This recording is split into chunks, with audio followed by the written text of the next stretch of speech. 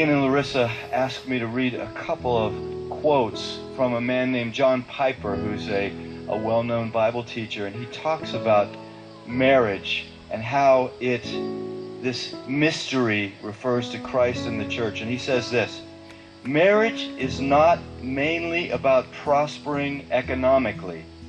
It is mainly about displaying the covenant-keeping love between Christ and his church. He says, knowing Christ is more important than making a living. Treasuring Christ is more important than bearing children. Either way, it is short. It may have many bright days, or it may be covered with clouds.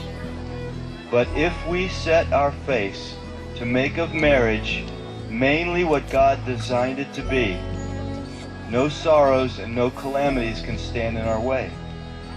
Every one of them will be not an obstacle to success, but a way to succeed.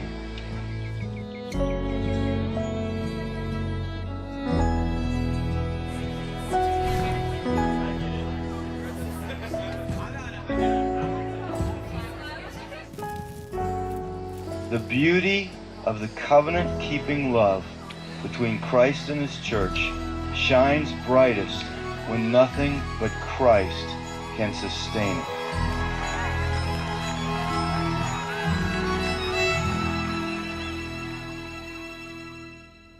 Ian and I first met in 2005 at college and had a blast for 10 months getting to know each other. And I was looking through and I found one of my favorite pictures, which I think was actually taken right before his accident. He set up a camera on his tripod, and it's just a classic Ian face that to me sums up who he is. We'd been dating for 10 months and he was working an extra job for his dad, and he was on his way to work near Pittsburgh. And we got a phone call that he had been in an accident, and we didn't know if it was when he got to work or on his way.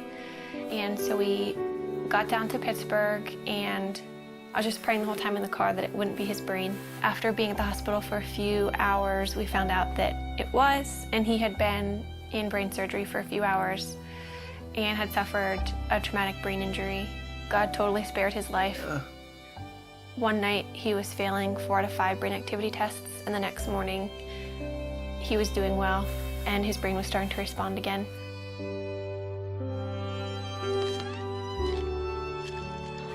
I moved in with his family after the accident, so I was really involved in his therapy and just did whatever I could to make his life fun. We'd go out on dates, and looking back, it's weird because he couldn't talk and he couldn't eat.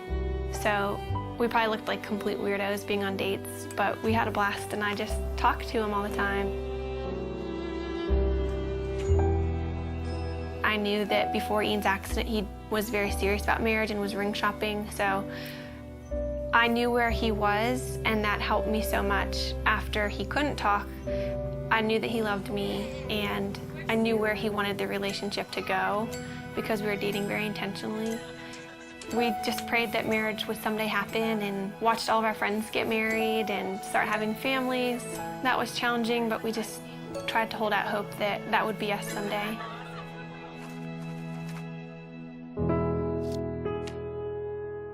This is our board of gratefulness, and we encourage anybody who comes in to write a note of something that they're thankful for. It could be really small. Mine is just Saturday mornings, and it's just a good way that we found to be just practicing gratefulness. And Ian, I think half of yours say my wifey, which is pretty cool.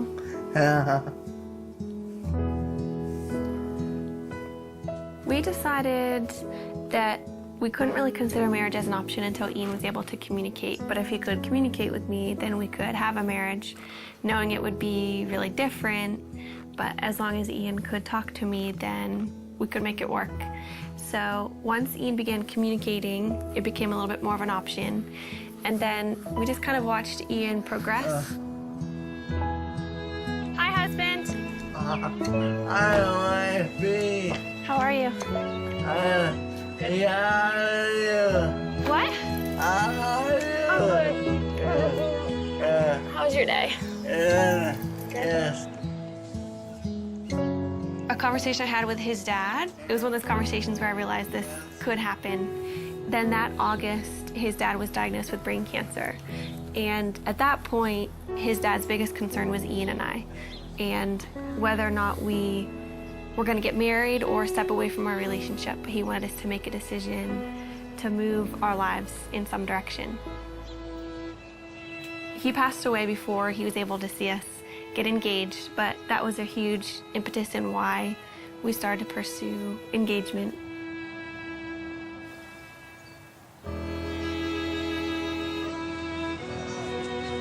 Throughout premarital counseling, we just used this momentary marriage. It was so helpful because John Piper talked a lot about primary things and secondary things, which is really important for us because when we're walking out our marriage practically, Ian can't do the secondary things like working or making a meal for me. Everything that's primary, though, he can do, which is leading me spiritually. Ian always comes back to the foundational truths of who God is and kind of reels me back in from my emotions, and that's the most important thing. We have 2 friends that we're going through the book with. I think we've just been able to help them see that maybe the little things that they're excited for about marriage are worth being excited about, but they're not the end all and be all of their marriage. But we also have so much to learn, and we're learning from them and things that they share because our relationships are different and we can glean different things from each other.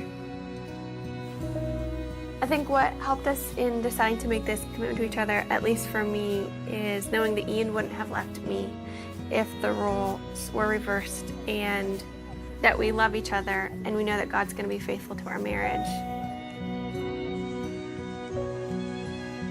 We're able to love each other with, I think, a more Christ-like love because of Ian's disability, and just to understand that picture a little bit better than if you were healthy. Yeah. Do you agree? Yes. What about God enables you to have a happy marriage?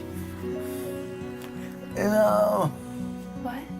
he's awesome. He's awesome. Yeah.